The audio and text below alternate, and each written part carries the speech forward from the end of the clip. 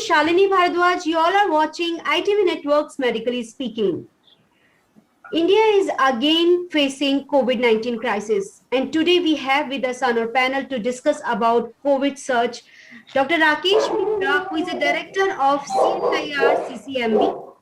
We have with us Dr. Padma Srivastava, who is senior neurologist from All India Institute of Medical Sciences. Welcome to the panel, sir, ma'am. Welcome to Medically Speaking. My first question goes to Dr. Mishra. Sir, what explains sudden surge in COVID-19?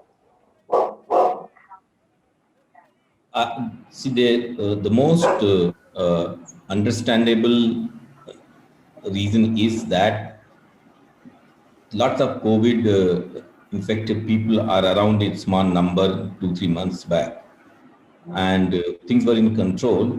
But suddenly we started to, now I will not say suddenly, gradually we started to become careless, and we thought that we means most people, common people thought that corona is now gone and we can resume normal life. And gradually over 2-3 months period, many activities happened, and we are seeing the consequence of those. And after the point when the number of cases increase, then it picks up. It's like a chain reaction. So for example, political activities, farmer protest, marriage parties, local trains, school opening, restaurant opening, bars open, malls open, and so all these things mean that lots of exposure to people, and these things have led to sudden increase. And once you have increase in large number for long period of time, that also means that more and more variants will emerge, because the only way variants emerge is when they are infect, in, occurring in large number of people. Sir, especially if we talk about Punjab situation also, we can see a lot of people over there have been infected only because of the UK variant. Yeah, so you can actually link that very nicely. If you see the data, the UK variant means these are the travelers initially who came from UK, and then they participated in some activity where large number of people came together, and then they went to smaller cities, towns, and villages, and they then started to spread. It is relatively more efficient in spreading, but the reason for spreading is only one, which is when people are not careful and infected people are in close proximity without protection to uninfected person who is also not protected. That's only way. It doesn't matter which variant it is. Dr. Padma, ma'am, what you would like to say about sudden surge? Again, as Professor Mishra said, it is not really sudden. Then, we've had some kind of a history. 100 years ago, there was a very similar pandemic. There was also a second wave, which was steeper and more worse, and then a third wave. And then probably then it just melted into the environment and continued to stay. So the same thing was repeated itself. And then we also had an experience of going through it a year. And also we've seen things happening in the Western world as well, how the waves have come. So what has happened now, as Professor Mishra said, are obviously the variants which have come, nevertheless. The second is the fact that, there were a lot of these groups wherein there was a lot of, like, say, for example, in Mumbai, I've heard that, Dhadvi and all those places where there was a lot of infection. And there were these high rises where the infection was not there. And now we have seen that is a high rises which are actually getting infected, because these are the groups who have not been exposed to the infection. And so then there is no immunity, and then there is an exposure to a variant which is far more infectious, coupled with the fact that there is a COVID inappropriate behavior for reasons more than one. There is a COVID fatigueness, and also the kind of confidence which is obviously not with any damn scientific evidence behind it, that one vaccine shot and all's well. So we have vaccine sayers on one side, and on the other side, with one shot, people have just gone ahead and thrown caution to the air. So therefore, the COVID inappropriate behavior, COVID fatigue, and then completely being, bereft of any thought to what is happening to the pandemic. And I won't say just India, even across the world, you're seeing this kind of a behavior in young people, etc., and all that. And then the vaccinations which are going on, obviously it is important to have a rollout in a systematic manner, because we have to have a demand and a supply which have to be there. And all along, the task forces have been saying it, that the rollout has to be systematized. Said that though, we also have a lot of young people out there who are not in this vaccine gambit, who are the ones who are really going about and are there everywhere.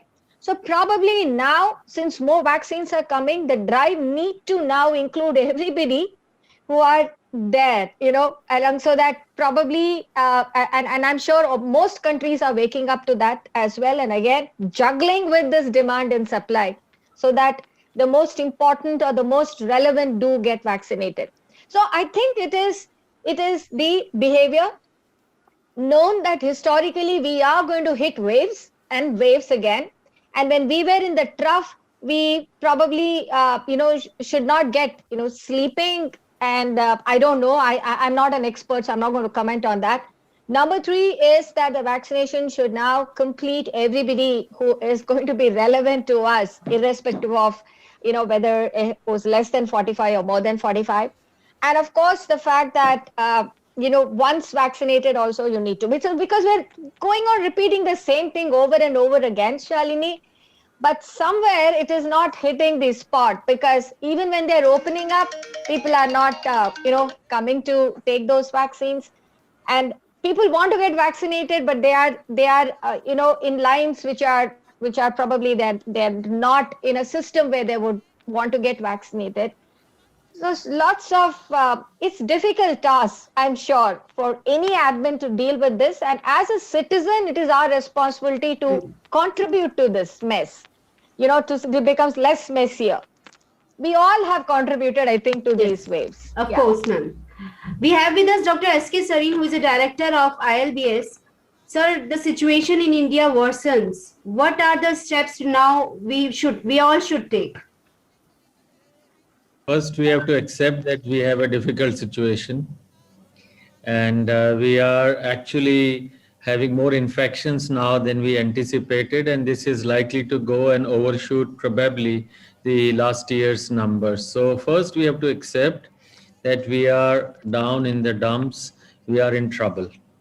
And therefore, if we accept that, then certainly we have to manage at least this wave of severe infection and rapidly spreading infection. And then the second step would be, how do we prevent a subsequent wave and not let these waves keep on coming and keep on disturbing our economy and lives. So if we understand the reasons, as I think Dr. Mishra and Dr. Padma have already said, in my opinion, this was anticipated. Even in January, when the things opened up very rapidly, we had the first mutant coming. And the first mutant, the UK variant, had come, or at least was detected at that time. And from then, everyone knew that, like in UK, in 3 months, it would make up to the major proportion of people getting infected. So we are not doing as many sequencing as we should for the virus type, but it is anticipated that in few weeks, this may become a major viral variant infecting Indians. Of course, other variants are there. So, and the virus has a life cycle of about 12 weeks to 16 weeks until the time it has a major mutation. So while they are occurring, we should be aware of mutants coming and infecting more and more population in different cities where it was not there. The second part, which I think has worried us, is we have opened almost all our transport, all our offices way back in January, thinking that the virus has gone away. And also the fact that we thought vaccine has come, and the day it has come, all of us are immunized. So those two things have probably helped the spread. The worry in our mind now is the number of deaths might pile up in about next 2 to 4 weeks time when the infection gets deeper and more people get involved. I think the situation is difficult, but all of us have collective responsibility. That's true, sir. Dr. Mishra, sir, how can we check such waves? You mean how to stop such waves? How we can check such waves, sir? Earlier also you said that we should focus on genome sequencing. So how we can keep a check on such waves? So the genome sequencing is just it opens you to the aspects of the virus, that what kind of changes it is acquiring, and if there is any particular area where the particular variant is increasing in number, so that might mean that it is more infectious, or it could also be that people have carrying that variant have participated in some super spread events, and it may not necessarily mean the virus is more infectious.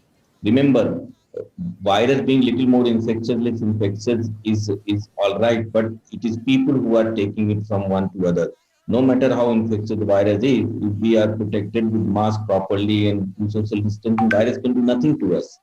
So we have to keep in mind that we are only generating the mutants by allowing the virus to go to large number of people, and mutation is a natural process of any life form. In this virus, as is expected, it is quite fast.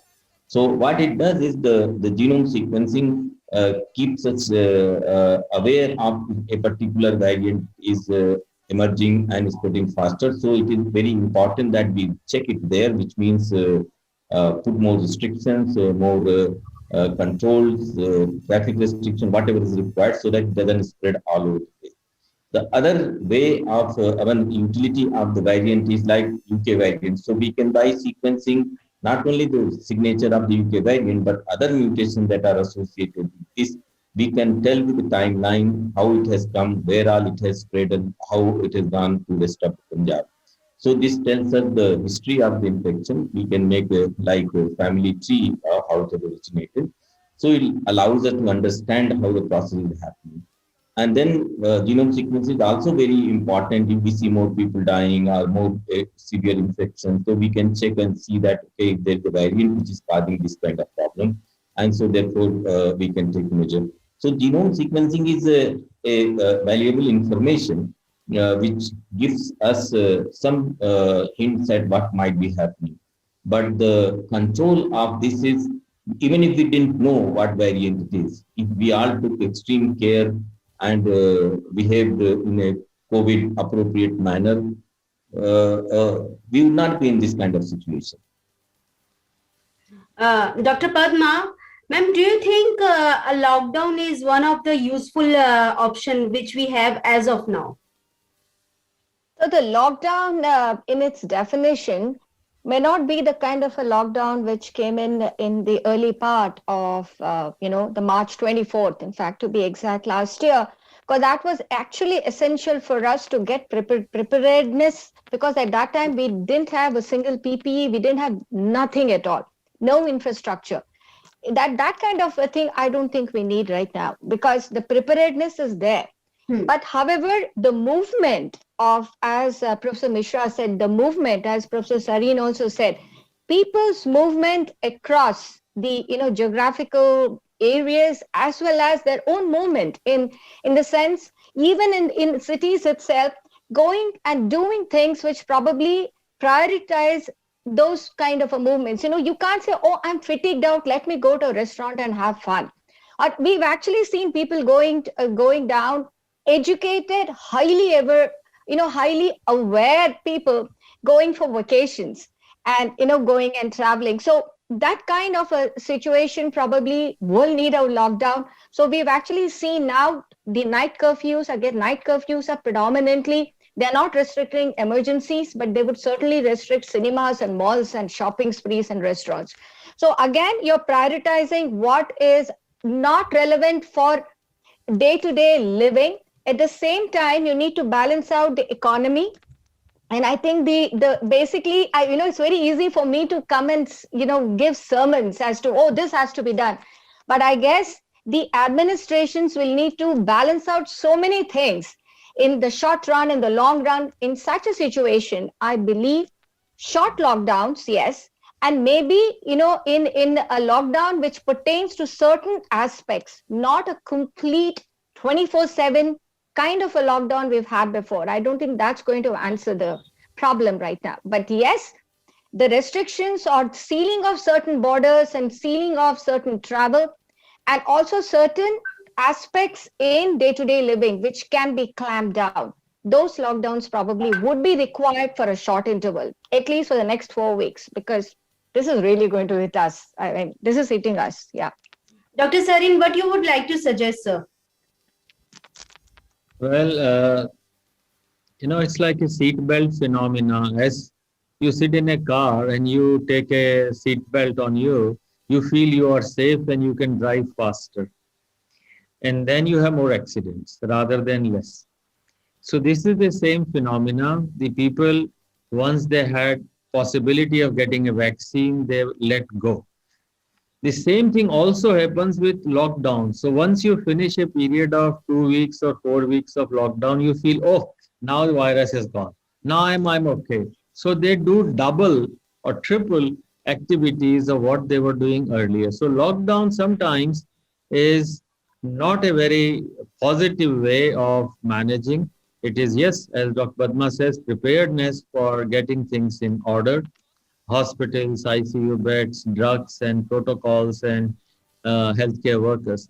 However, the testing and tracing, containing has to be as strict as possible, and especially with, as Dr. Mishra says, the variants that we are coming. So there is no question of a total lockdown which can be effective now.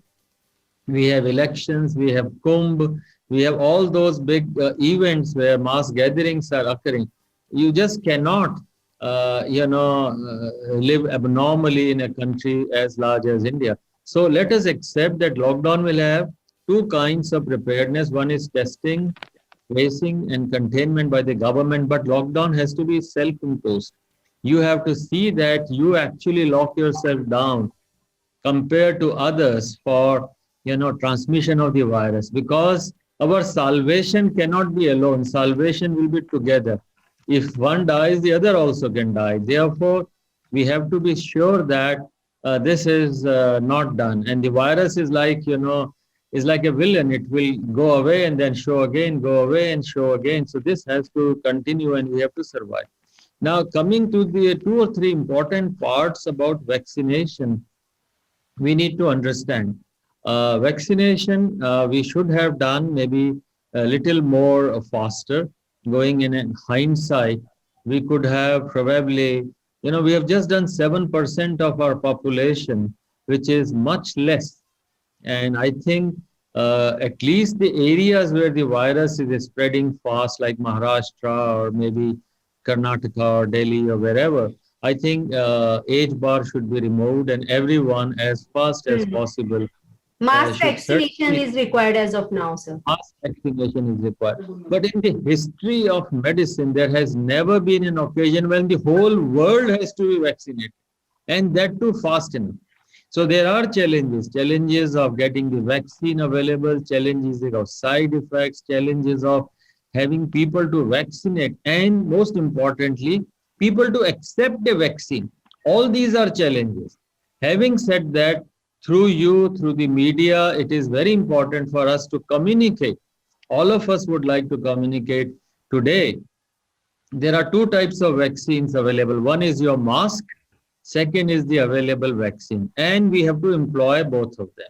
Get your shot. Do not be hesitant to that, because there are 3 advantages of getting a vaccine. People say, कि साहब उसको vaccine लगी थी, 2 shot लग गए, फिर भी infection हो गया, क्या फायदा हुआ वैक्सीन का? Right. But to them, it is very, very important to understand, आपने 2 शॉट लगाए, उसके बाद में you have got an infection. This infection is milder. This occurs very rarely. Yeah, it will reduce your severity of disease and the severity or possibility of your transmitting the virus to others. So hence, one benefit of getting vaccine is, if at all you get an infection, the chances are 0.02 or even less, then your infection will be mild. Second, the advantage of getting a vaccine is that you will have antibodies which will at least last for 6 months to 1 year.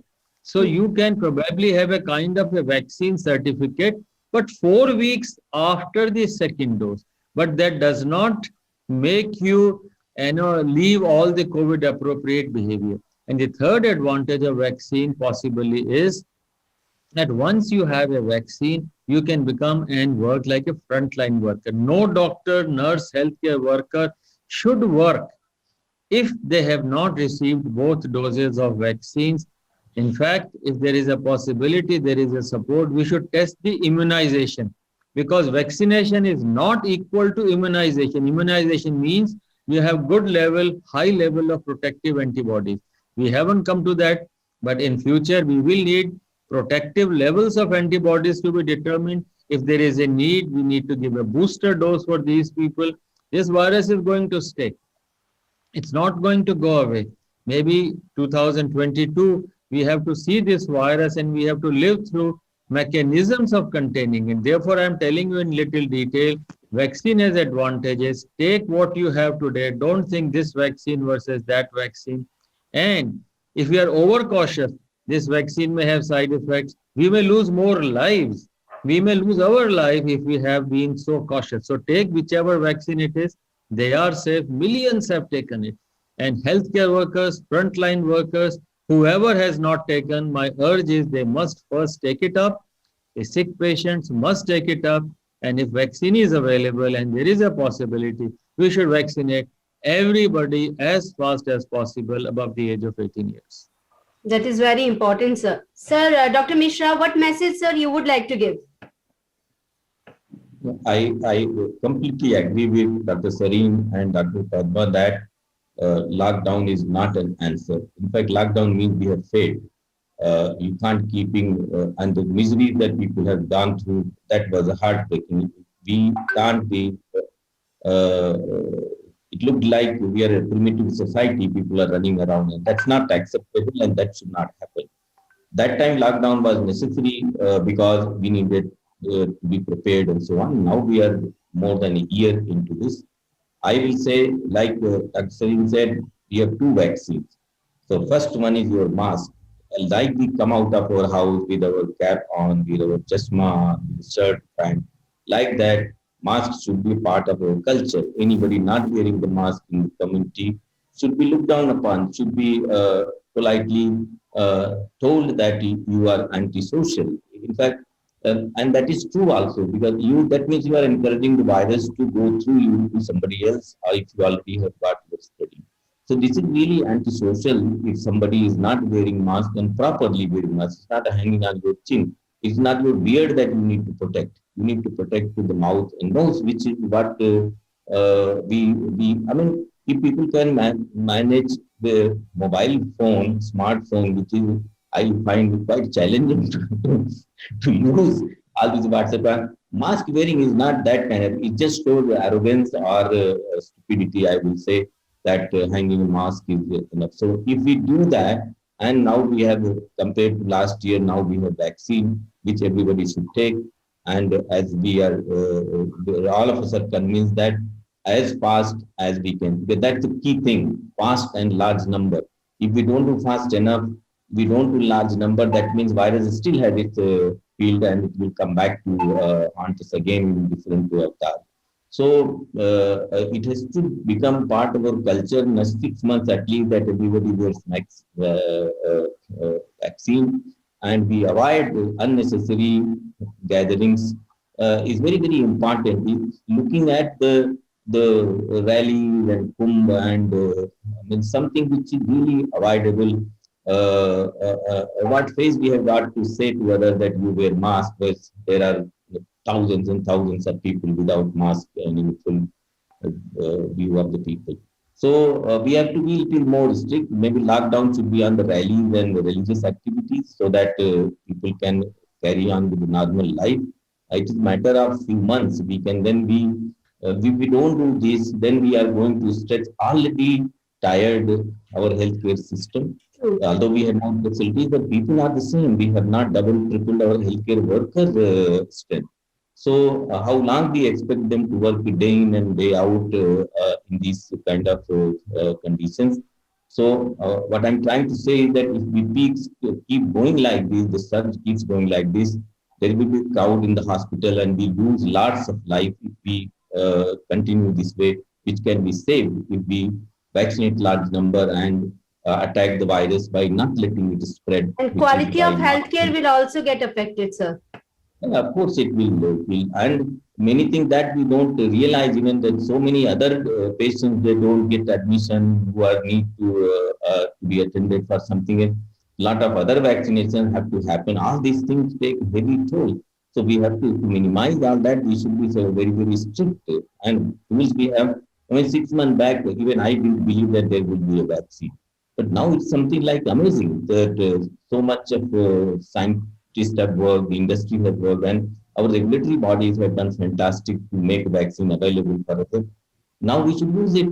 I don't know why half the capacity is used and of the I mean, we could probably vaccinate 40 lakh, 60 lakh in a day, but we're doing half of that. So I think that should go on war footing. That's what we should focus and make mask wearing as a culture, and somebody who's not doing is uncivilized and should be educated. And we do these two things, we can still come out without much of loss of life. Otherwise, we are going in very bad direction. Dr. Padma, protocol fatigue is already there, and this time more and more youngsters are getting infected. What you would like to say?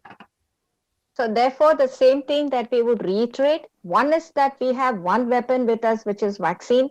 So vaccine everybody. In fact, they say now probably is a time to everybody after the age of 18 years. And there's a lot of data even coming now that vaccines are also probably okay for children. So now we have more varieties of vaccines. So probably the demand and the supply would be a good ratio. Go ahead, ASAP, vaccinate everybody. We are a democratic society. So we would always say voluntary, but sometimes I believe that it needs to be mandatory. Also, in certain sectors, in fact, it needs to be mandatory and not just tell them, please voluntarily come and take it. And I think that is because of that, again, the balance of some people coming up and saying that there are side effects and a lot of publications on, what may happen once somebody's taken a vaccine. All that is a learning curve. And as a lot of literature and a lot of experiences gathered now, I think there are sectors where it has to be, especially in the healthcare sector, it needs to be mandatory. Please take it. And as you say that there's a lot which is beyond COVID. We had a pre-COVID and a post-COVID era where this is like BC, and I mean, our BCs are gone now. There's nothing like a BC and AD anymore. Therefore, in this kind of a situation, beyond COVID, as Professor Mishra said, there's a lot of non-COVID health problems which are hitting the roof. And somewhere there's going to be an avalanche of those issues which will really, really be, it may affect all of us. And so no one is immune to this aspect at all. To contain that, we need to contain COVID. To contain COVID, all of us need to be healthy enough to go about our normal lives. And for that, there are only two things. One is vaccine. The other is your mask and COVID appropriate behavior. I certainly would say the physical distancing part is not working out with elections and the rallies and whatever it is.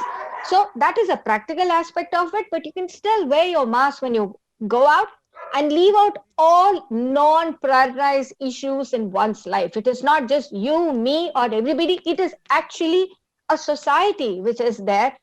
Again, I'm coming back. My last statement, Shalini, is each one of us as responsible citizens have a part to play. We can't blame the government, blame another task force, blame the scientists, blame political parties, blame the rallies, blame. No, it's your own responsibility, which all of us contribute our own little bit.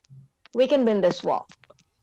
Thank you, all of you, Dr. Padma, Dr. Rakesh Mishra, Dr. Sareen, for sharing such a important information with us on Medically Speaking. Thank you so much.